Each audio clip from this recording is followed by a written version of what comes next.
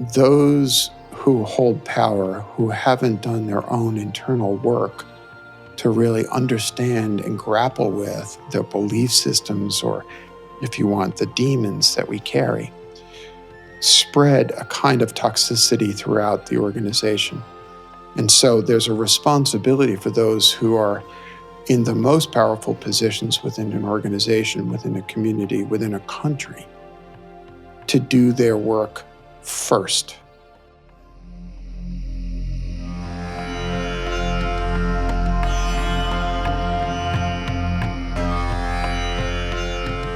Hello and welcome to the Metta Hour podcast with Sharon Salzberg. I'm Lily Cushman. I produce this podcast, and we are coming to you today with episode 229 of the Metta Hour with Jerry Colonna. This is the second time Jerry's been on the podcast. He's close friends with Sharon, and today's conversation is centered around his new book entitled Reunion: Leadership and the Longing to Belong. Jerry is a teacher and author. He's also known as a CEO whisperer, which is a great term. He himself is the CEO and co-founder of the executive coaching firm Reboot.io, and he's been using his experiences as a CEO, as an investor, a journalist, a college professor, and a coach to teach leadership with a certain quality of humanity, resilience, and equanimity for over 20 years now. So it's a delight to have Jerry back on the podcast. And this is a very heartful conversation all about the different aspects of Jerry's new book, the inspiration for which grew out of the murder of George Floyd and the ensuing protests centered around Black Lives Matter, and Jerry's response to a lot of deep personal inquiry, and as Jerry calls it, being a first responder to suffering. So it's a wonderful, inspiring conversation. And if you'd like to check out Jerry's first appearance on the Metta Hour, that's episode 102, which is out there in the archives, wherever you listen to your podcasts. And before we get to today's episode, a short announcement. We've just launched a brand new website for Sharon.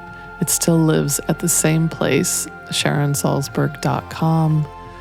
And there you can find a whole world of all things Sharon, including every episode of the podcast, lots of old articles and press, as well as Sharon's many years as an on-being columnist. You can find all those articles there as well. We've got an online store with different offerings, guided meditations, gift certificates, courses, and lastly, the full catalog of Sharon's 13 different books that she's released. So take some time and go swim around over there, SharonSalzberg.com. And let's get to today's episode. Sharon Salzberg and Jerry Colonna.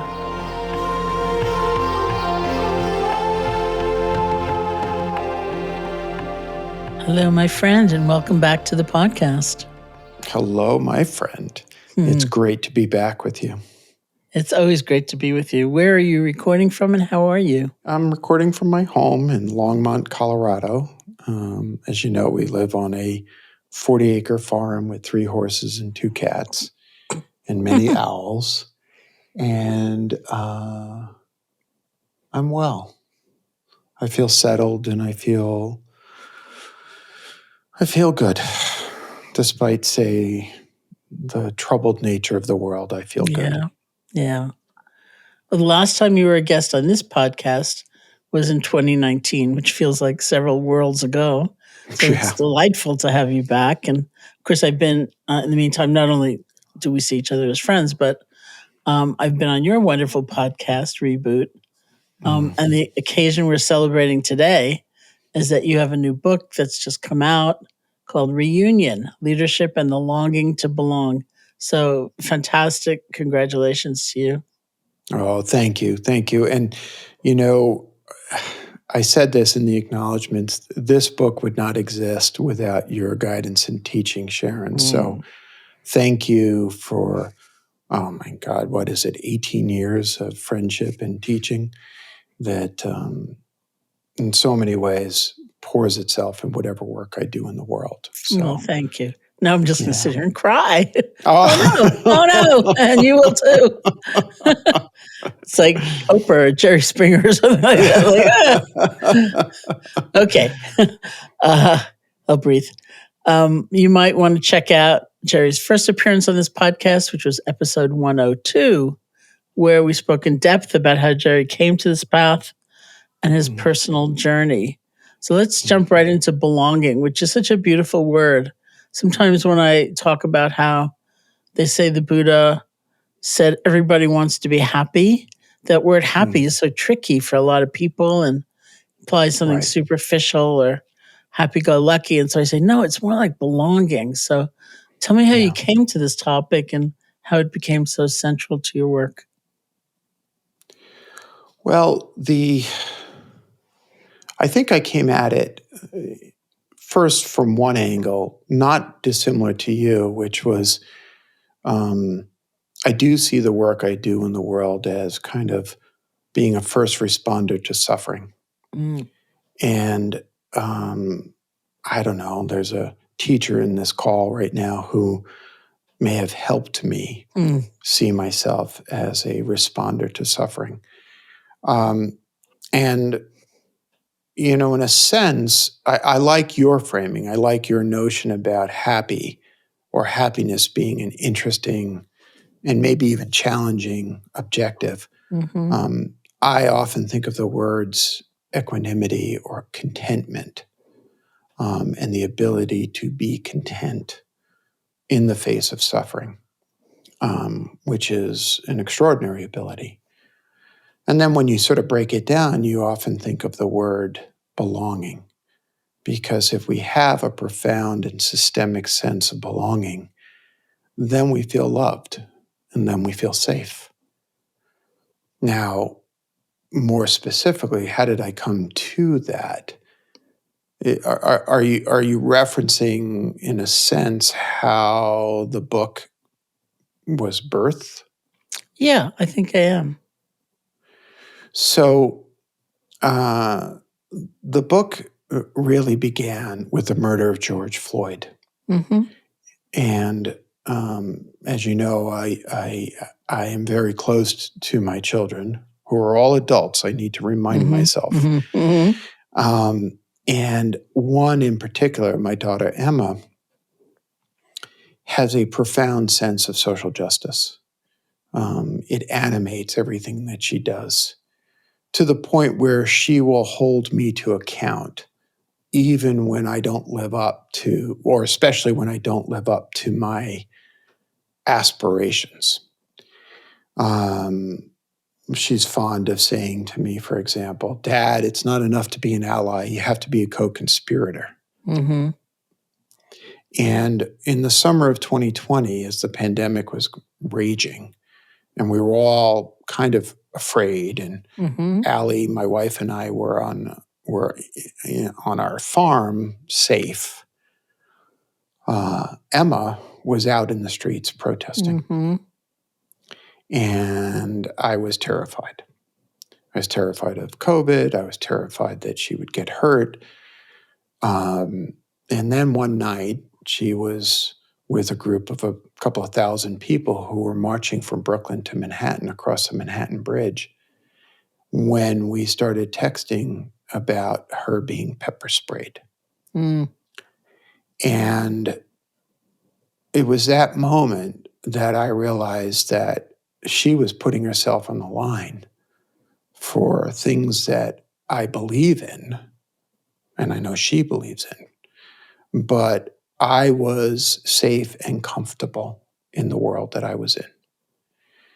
And I started to look at the question of, what am I doing? What is my responsibility in a world where so many people don't feel safe? where so many people don't have that innate sense of belonging. And that really was the impetus for this book, was to look at the question of, what is my responsibility? What is the responsibility of folks who've incarnated in bodies like mine, white, cis, straight, male? What is my responsibility when so many people are living their lives with their backs against the wall or knees on their necks, like George Floyd? Well, one of the meanings of the word belonging, at least the way I use it, has to do with feeling at home with, or at home in, like our own bodies and minds or our world. And many people would probably say they feel most at home kind of distant from their ordinary lives, out in the natural world or in the garden or swimming in the ocean, but don't necessarily have a strong sense of being at home with one another and a family, a community in this world, and especially in times of suffering or distress, as you're describing. And I just got an invitation to something today, some online thing from somebody who works in the federal government who used to be a firefighter. And they used something of what I guess is a fire person's credo, which was like, when others are running away, we're running in. Right. And that actually reminds me of you in terms of this time, that we live in, and well, not just this time, but the sort of in general, the nature of discord and anxiety and distress, and how many people are willing to be on the front lines. Well, I appreciate that. Here again, I think that I have many teachers who have taught me what it means to be a bodhisattva. And I think that a bodhisattva is supposed to turn toward suffering to do what they can. And in this particular case, we're talking about the word belonging. I think it is, to use your definition, an expression of being at home in one's body, at home in one's existence. But that means also there's a community aspect to that, and it also means being accepted for who one is. So it's not just being included, if you will. It's actually being proactively accepted and celebrated for whatever incarnation that you have, whether there's a gender fluidity about you, whether there is a identity that doesn't fit a particular normative narrative that is the dominant narrative that you're carrying. I think that we all have this deep and profound longing to simply be accepted, wholly and utterly. Can I share something with you, which is Please. This is a quote I'm going to read from Frederick Buechner, and I think this actually speaks to it really well. He says, "There lies the longing to know and be known by another fully and humanly, and that beneath that there lies a longing, closer to the heart of the matter still, which is the longing to be at long last where you fully belong." And I think that's what I was really reaching for with this notion of the longing to belong. And that begins your book, right? That's the beginning right. of your book. Yeah. That's right. That's right. When we look at the world, we see so many instances of people lacking exactly what Buechner is writing about. And that's the form of suffering that, like your firefighter friend, I feel like I was called to go towards. Mm-hmm.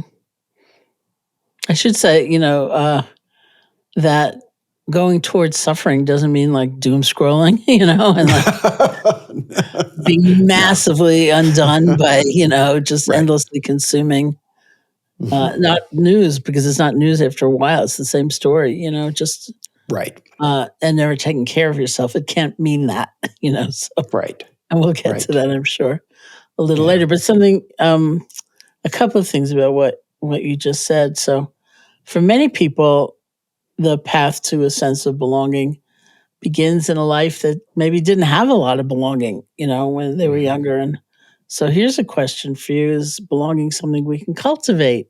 And do you consider it a skill in that sense? Yes, it is something that we can cultivate. And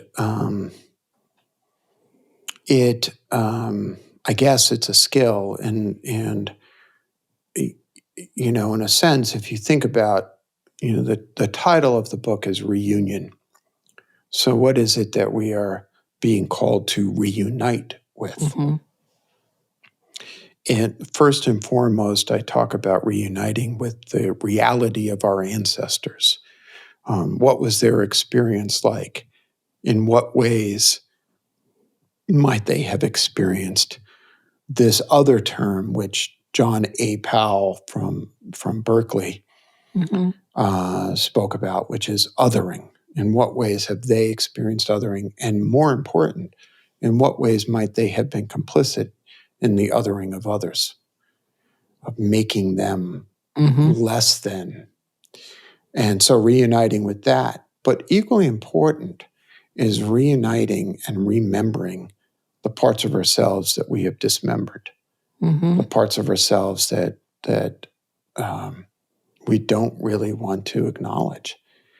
And I think in this way, that is a foundational skill to creating that sense of belonging, or helping to foster that sense of belonging for others. So in a way, it's an emergent quality of wisdom or understanding. It reminds me of this is a misquote of Maya Angelou, but it's sort of the popularized version of something she said, which is basically, when you know better, you do better. When you see better, you do better. Mm. And it's because of our more or less distortion of perception, of not understanding quite. And so in the Buddhist framework, belonging in that sense would relate very much to the notion of interconnection, that everyone and everything is somehow connected to one another, but because of our upbringing or our conditioning, that can be a very, very foreign idea. Yeah, I use in the book, I use the metaphor of fingers on a hand to help describe the relationship between difference and interbeingness and interconnectedness. Because I think we struggle with that. We struggle. We see only the difference, or we see a false sameness between the experiences. And I like this image of fingers on the hand being separate expressions of the same hand, and that working together, they create something that is larger than the individual. But the individual stays an individual index finger, if you will. I'm thinking about something that is so core to your work, which is leadership, because in some ways, leadership also involves having or being a model, right, of belonging and acceptance, because otherwise, it's beyond our imagination for some of us until we encounter it, and suddenly we are enfolded within, or we're inspired by somebody. Yeah, I think if you also bring in the concept of power,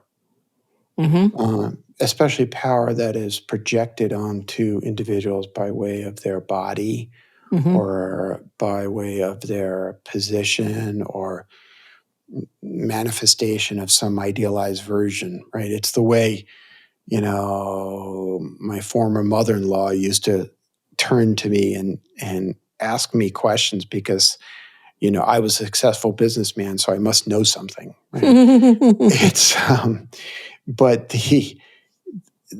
when we think about that in the context here, it's like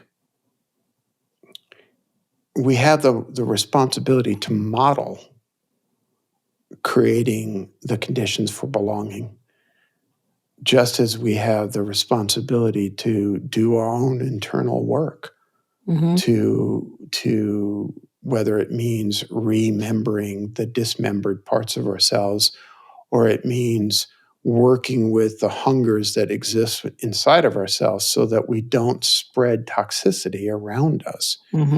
These feel like the responsibilities of power. And if we want to call it responsibilities of leadership, I'm okay with exchanging those words. Well, here's a quotation from your book, your most recent book. Leadership is only leadership when it is for those whose necks are under knees and whose backs are against the wall. The poor, the dispossessed, the disinherited. The task of lifting those struck down, of making visible those who've been erased, of touching the untouchable and breaking down the castes that separate and cause so much death is the most important leadership quest of modern life. Yeah. Yeah. It's an expanded definition of leadership, isn't it? It goes beyond, especially from a business leadership perspective, it goes beyond this notion of the accumulation of wealth or the generation of wealth for shareholders. It goes beyond infinite growth as an objective. And it moves into this notion of what is our responsibility. What did Peter Parker's uncle, Spider-Man's uncle, say to him? I don't know. Right? He said, with great power comes great responsibility. And responsibility for what? Responsibility for my fellow human beings. I mean, why do we incarnate into the bodies that we do? Why do we walk around with power and privilege, if not to make use of that, to lift knees off necks, if not to make it safe for, a Palestinian American to wear a keffiyeh, or for a Jew in the United States to wear a yarmulke? What is the purpose of me manifesting in a body that holds power, if not for me to be, as my daughter would say, a co-conspirator for belonging? Well, I'm thinking about it. Actually, the two things that came to my mind in terms of kind of day-to-day life. One was a friend of mine who used to work for the federal government managing a department. And she always said that the goal she had was that everyone in her department flourish. And if she did that, the mission would be taken care of. That's right. And that was such an interesting concept of leadership and new for me to ponder. And the other thing that I've been thinking of just in these last few minutes is some of my teachers who are very humble. It's like you wouldn't, if you think of leadership or power as something a little strident, or muscular, they weren't like that. Some of them, they were very quiet and sweet, maternal,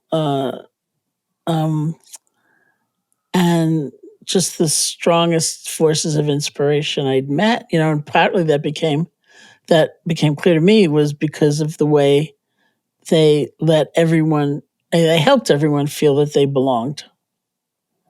Like here you were doing this endeavor, you were working on mindfulness and other qualities and, toward an end of being free. And it was never sort of like, I think a little remedial work would be better for you, or like try again next lifetime. It just wasn't like that. Right. If we can alter the framing of what leadership is supposed to be, if we can alter the framing of what power, the right use of power should be, and start to include that sense of belonging, of fostering that systemic belonging, or fostering what Martin Luther King Jr. would have called beloved community, then maybe, just maybe, we can deal with, things like the gun violence that is so prevalent. And I know, Sharon, how much that work means to you. When we look at who pays the price for our inability to foster a sense of belonging in our society, among the many are children, babies. I mean, what worse expression of systemic othering is there than children being shot in the streets?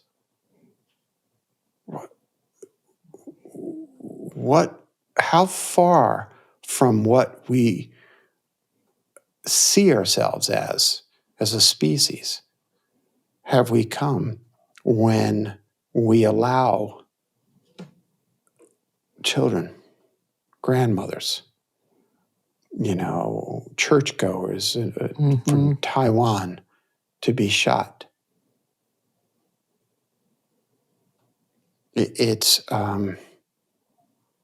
It feels imperative to me that we do this work. Well, in so many ways, we've never been taught, many of us, that power over is not the point, and it's not. And for some people, just in their ordinary lives, it's like their turf might be kind of small, but it's what they've got, and they feel so powerless in some deep way anyway. And so mastering that, and letting everyone else know is sort of becomes the point of their lives. Well, I think you hit upon something really important there. I think that, when I embarked on doing this book, the first book I did was a kind of retrospective. This is what happened to me in my journey to becoming who I am today. And here's what might be taken from that. This book was different. This book was, I need to do some work here. I need to understand my own relationship to these sorts of issues. And in doing that, one of the things I encountered was how tenuous my hold on my own sense of belonging is. Or even more, I encountered my own, and I postulate a theory that part of the reason it's so difficult to make progress on these issues on a systemic basis is that in looking at the experience of, say, my European immigrant ancestors, they came to the United States with a very ambivalent state and status of who they were. Were they white? Were they not white? Were they accepted? Were they going to be accepted? And that once they became accepted, it was almost like they would be damned before they let it go. It was so scary. And so, like your assertion about power, it's so frightening. The notion of giving up something that you've come to rely upon and love is so frightening that you hold on to it and you disconnect yourself from empathy, from compassion, which I think is one of the root problems that we're dealing with. We use the term toxic leadership in the book. Is that what it refers to? Is that kind of lack of compassion? I think that's one of the expressions of it. Yeah, I think it's the toxicity, to give some context to it, I would argue that those who hold power, who haven't done their own internal work to really understand and grapple with their belief systems, or if you want, the demons that we carry, spread a kind of toxicity throughout the organization. And so there's a responsibility for those who are in the most powerful positions within an organization, within a community, within a country, to do their work first, to do their work in deep and profound ways. Because if not, their unfinished work, their internal demons, if you will, are set loose on everybody else.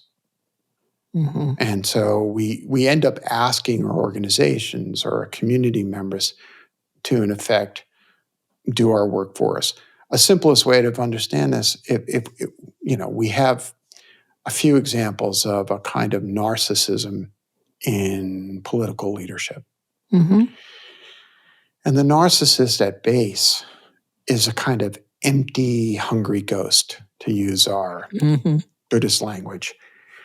And rather than doing their own internal work to grow past that, they constantly feed on the insecurities and the aspirations of the people so that they can feel better.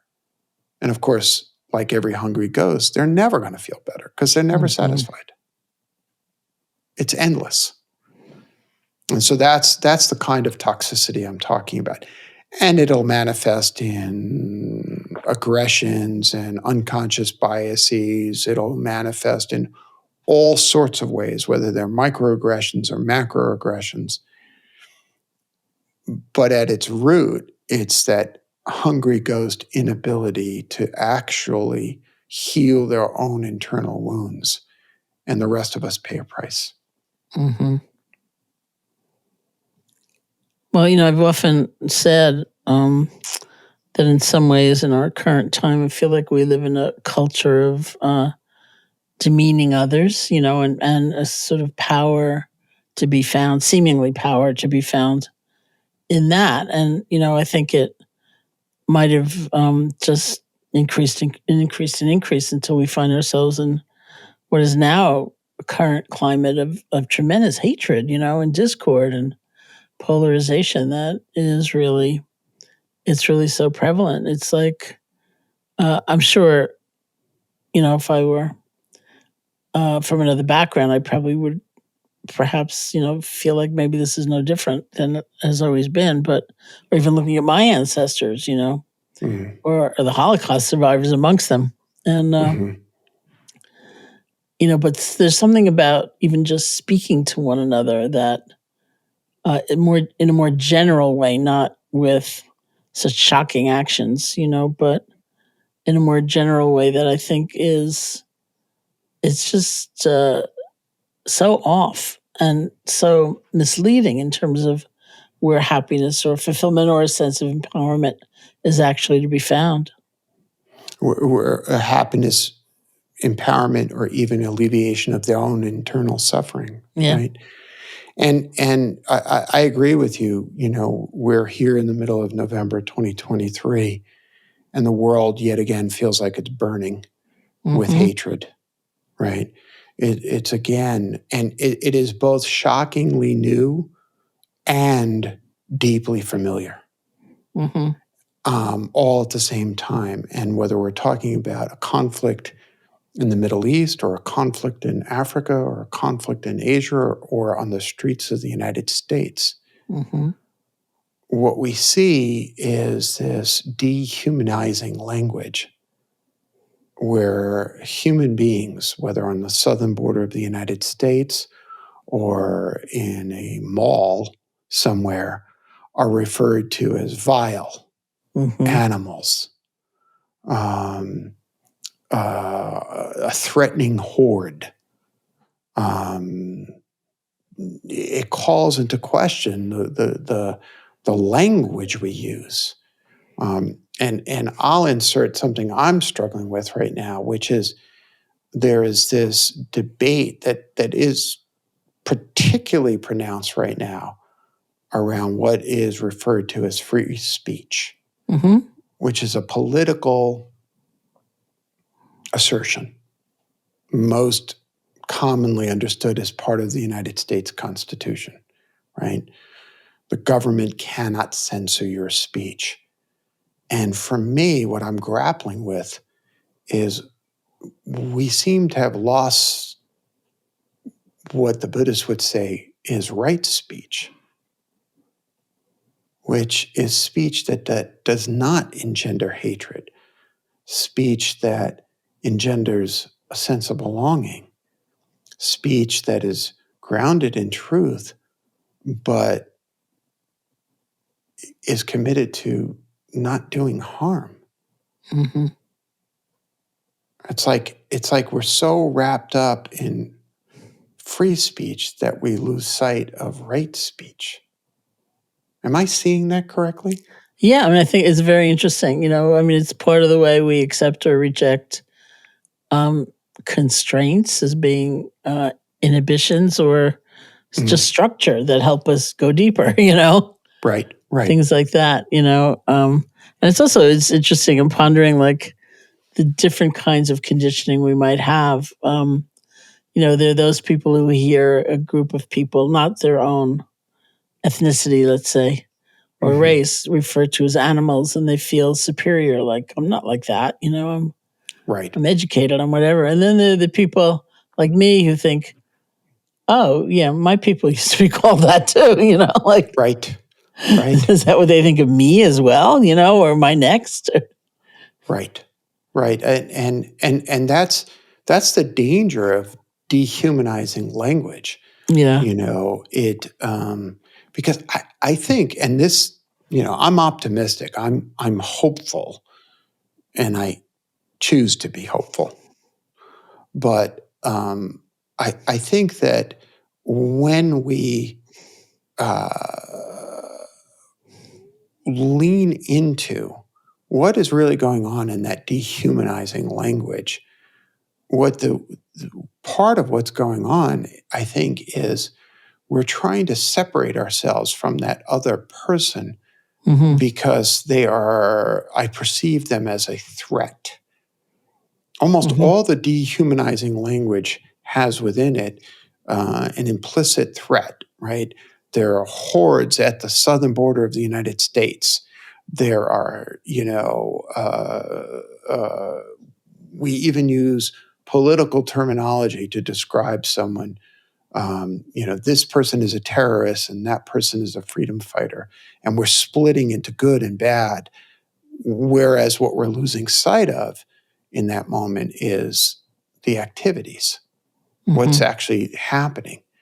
And that's what I find most troubling and most against what I would understand as right speech. Well, if you're using words like animals to describe people, it's a permission structure, right? Right.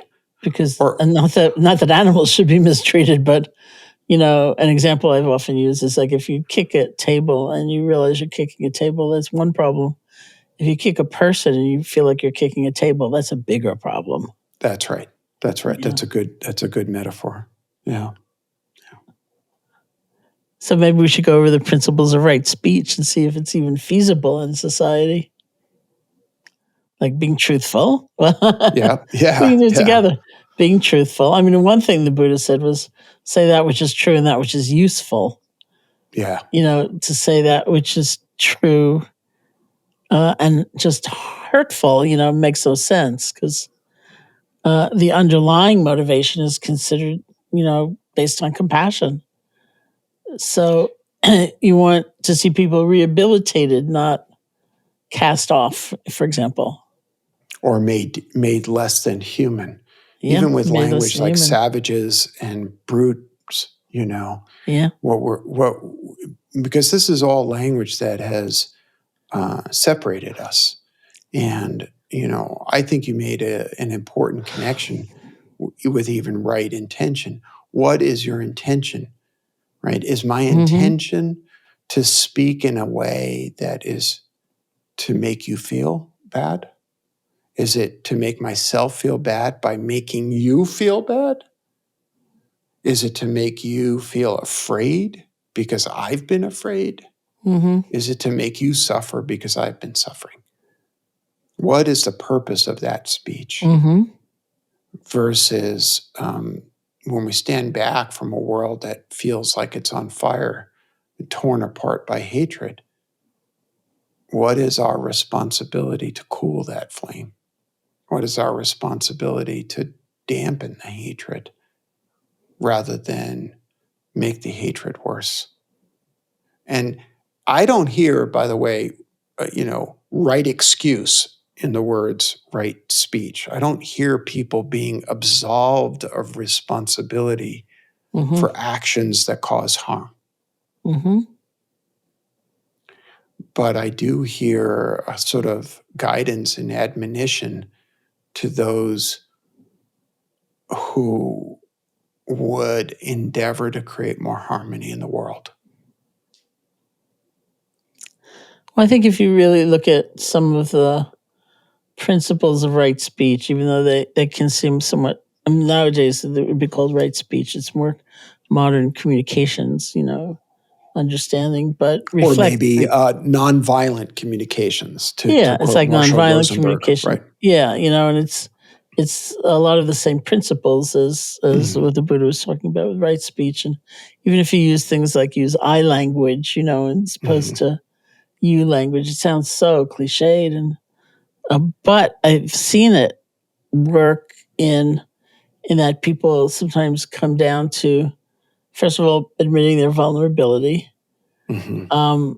talking about what they feel instead of just masking it with ideology, which, as friends have been talking about this, like Right. the way we can avoid the very difficult feelings that many of us might have, in a time of conflict or uncertainty, and just mask it with this certainty of knowing it all. Or a certainty of knowing it all, a certainty of shutting it down. Yeah. I'll share with you, many of my clients are CEOs and business leaders. And the other day I was talking to the global head of HR, human resources, which I think is a funny term, but okay, human resources at a very large software company, tens of thousands of employees. And we were talking about the current state of affairs. And there's an internal communication tool called Slack. Many people listening will know it. And she said, Jerry, things have gotten so bad that staff people have had to moderate the content on Slack channels because people are attacking each other. And so the impulse, which I understand, the impulse is to shut it all down. Shut it down. The problem, I think, though, psychologically, is that you're not going to stop the feelings. You're going to drive it underground. And so what we're struggling with right now, I think, is how do we create forums of civil conversation so that people can share, I'm hurting. I feel the consequences of intergenerational trauma flowing through my body right now because there might be a war going on, or there might be attacks going on, or because some group of people have been identified and singled out for violence. And we lack language. We lack forums for how do we deal with that suffering so that it doesn't become more violence. When you say you think of your ancestors, the Italians, is that it? So I identified, as a boy, with my Italian ancestors, my mother's parents, and as it turned out, my father's adopted parents. See, in my family growing up, part of what helped make me feel disconnected in my body was that there were things that were not talked about. in the family. Talk about right speech. Yes. Right, exactly. Let's hide that. Let's hide these facts. And while it was discussed and it was known that my father was adopted, it wasn't, the consequences of how he felt were never discussed. And so one way to understand this was, and the consequences of this was the way my father found out that he was adopted. And so this happened on his wedding day. His mother stood at the back of the church, and she hated my mother. And she stood at the back of the church screaming at my mother, calling her awful names. And then finally said to my father, "You're not my son. You were adopted." And in that moment, everything he knew about who he belonged to was shattered. Eventually, he heard more of the story, and we heard rumors of names of who and what. And then after he passed, one of my siblings, my oldest brother Vito, found the birth records of my father, the adoption records of my father from New York Foundling Hospital. And it turned out that his mother was an Irish immigrant who was 20 years old. And this was the part that really hurt me, or that I felt sad about. He was adopted at 18 months old. Now, that's long enough to have bonded with his birth mother. It's long enough for him to have internalized, in some ways, his first name, which was William Michael Heffernan. And so in part of my own reunion journey, I went back into that relationship. What was it like for my father to grow up and grow into adulthood, not really knowing to whom he belonged? And how did that impact me? The plot line ends, if you will, with me traveling to Ireland to visit the gravesite of my father's biological mother, so that I could complete a circle, if you will. And it was a very, very powerful moment for me because, in a sense, I remembered one of my ancestors who was dismembered from my family tree, so that I could go to the land, one of the lands where my ancestors come from. It's an amazing story. We can actually talk about the role stories play in all of this and why they're important. Yeah. I think stories and storytelling is an art that is lost. And it's one of the ways that we make sense of the world, right? I mean, the Buddha taught in parables. Jesus taught in parables. You know, all of our great wisdom teachers use stories to help us make sense of the world. And, you know, call me crazy, but the world needs a lot of making sense right now.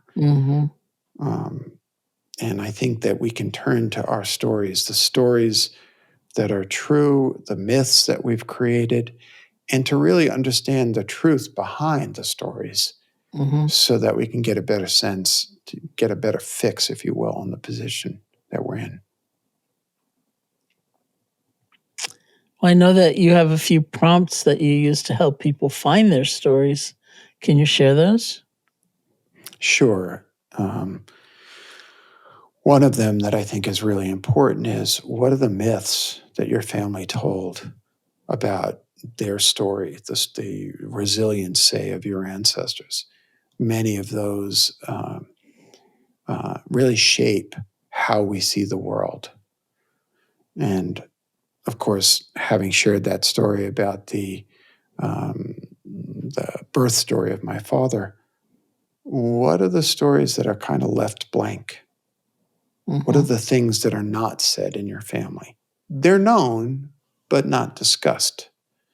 You know, one of my colleagues, I had 3 close friends and colleagues write essays for the book, and they appear in the afterword.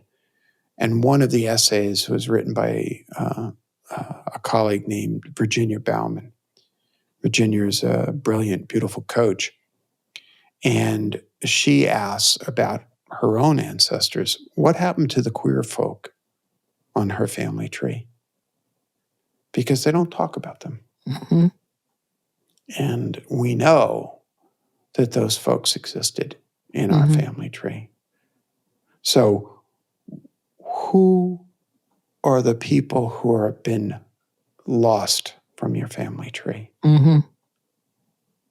And who needs to be remembered so that they can be brought forth? You know, did you ever see the animated movie Encanto? Yes, Bruno. Yes, Bruno. Just thinking, you know, no one could figure out why is that song so popular? Like, Right. all these kids are like singing it. And right. we wouldn't stop. It's like the number one song. Right, but we should say the line. It's like, we don't talk about Bruno. Yeah, we don't talk about Bruno. It's the name of the song. That's the heartbreaking piece of it.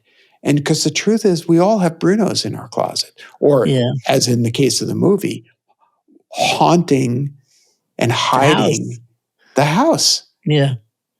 Right? Who has been dismembered from the family tree? Who has been lost in time? You know, I tell the story in Reunion of a man coming to me. He was at one of our boot camps, and he's talking about really trying to understand his sense of guilt.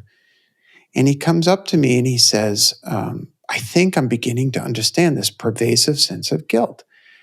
And he tells the story of his great-grandfather who had enslaved a woman and raped her.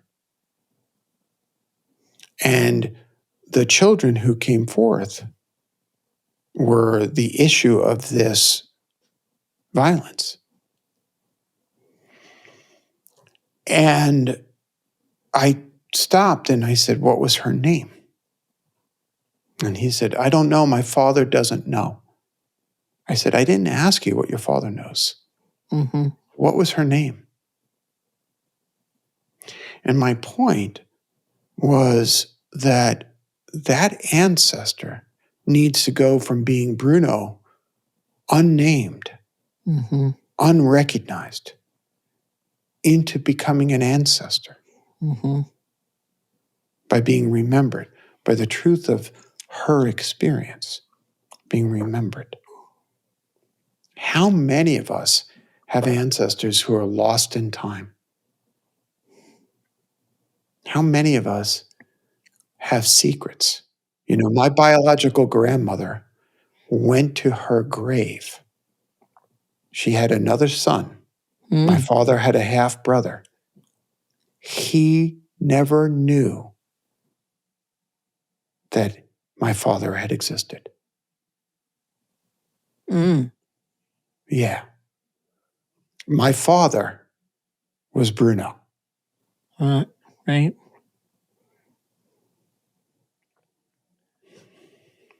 Hence the number one song in the entire country. Oh, look at that. Well, your good friend Lin-Manuel. Right. Who I've never met, by the way. He's teasing me. Well, he's your friend. Right. He is my friend. Hamilton was an important milestone for me. But it just struck me that song, you know, how weirdly popular it was and probably why, you know. Yeah. Here it is. So I'm wondering what you would say. I mean, this is a reductionistic question because this couldn't possibly be one thing only, but what propels a journey toward reunion? Is it longing? Is it suffering? I mean, it can't be being overwhelmed by suffering, which is what we started to talk about before, because when you're overwhelmed, you're exhausted. You know, you don't have the energy to look for transformation. I mean, we come closer to it and hopefully face it and develop a different relationship with it, but not be overcome by it, because then we're just there. But there's something, and longing, I think, has something to do with it. Well, I think there's a couple of things. One is, you know, I purposely didn't speak about longing to belong as something that other people have that we ourselves don't have. Mm-hmm. I think it's really important that we recognize that we all have that so that we can foster that sense of empathy. Mm-hmm. So the reunion process, in a sense, is a way to not only respond to the longing to belong of others, but also our own internal longing. But I will add, it's also an extension of something that I think is vitally important. You know me. I'm fond of little quippy little ways Mm-hmm. of understanding things. And one of the things that animates so much of the work I do is a simple little construct that better humans make better leaders. Mm-hmm. And it's obvious, but it's also very difficult to achieve. And I am expanding that definition of better human to be more inclusive in just the way that you read that quote on leadership. Mm-hmm. Being a better human isn't merely about alleviating your own suffering. It's about alleviating the suffering of others. Mm-hmm. Because when I work towards the alleviation of suffering of others, I alleviate my suffering. And when I work towards the alleviation of suffering in myself, mindful of the suffering of others, I might actually have a shot at doing something to make life easier for them as well.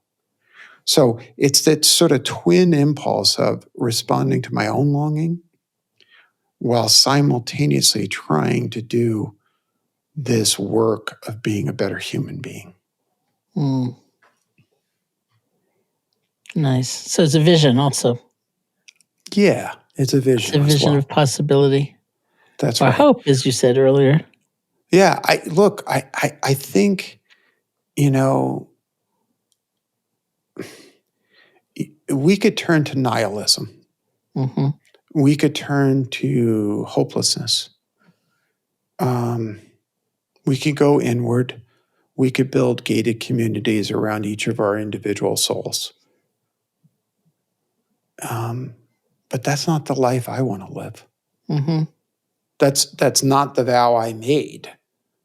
But it's not the life I want to live. And it would turn me into someone that I would not be proud to be. Mm-hmm. And I want my descendants to look at me and go, damn, he was a good man. Mm-hmm. He may have failed, but he tried.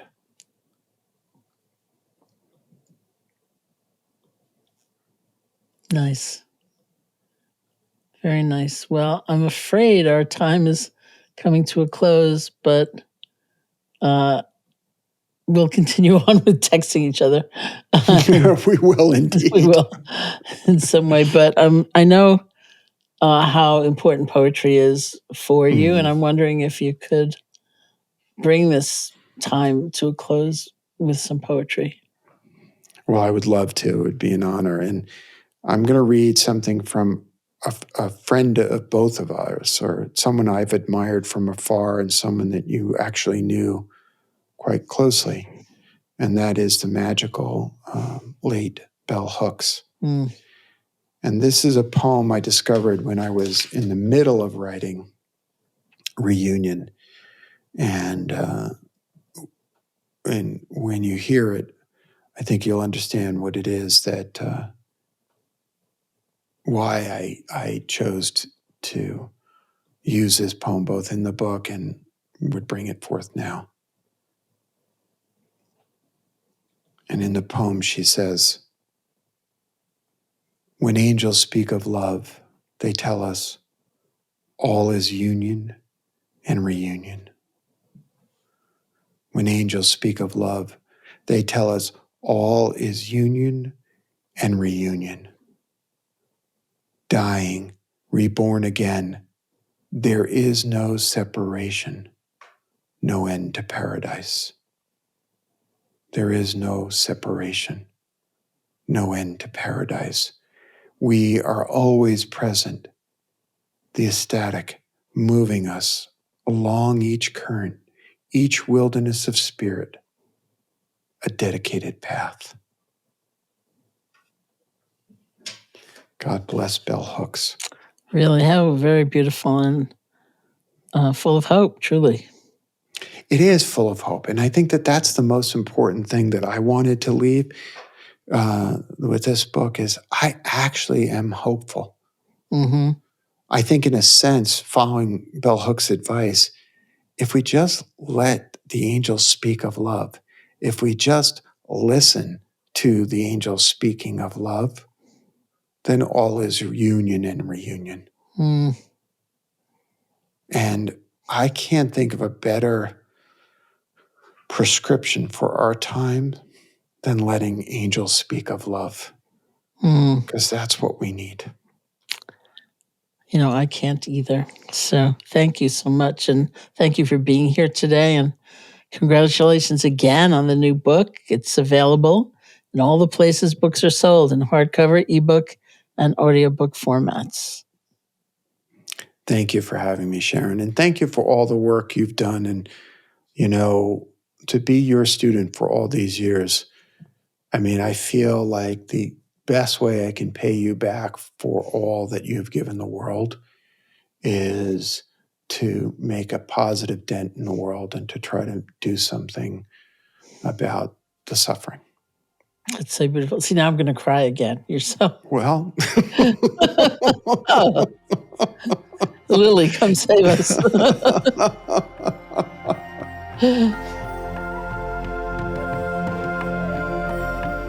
Hey folks, thanks so much for listening.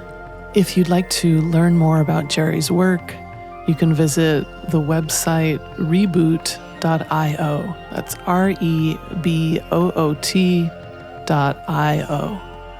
And definitely get yourself a copy of his new book, Reunion, wherever books are sold.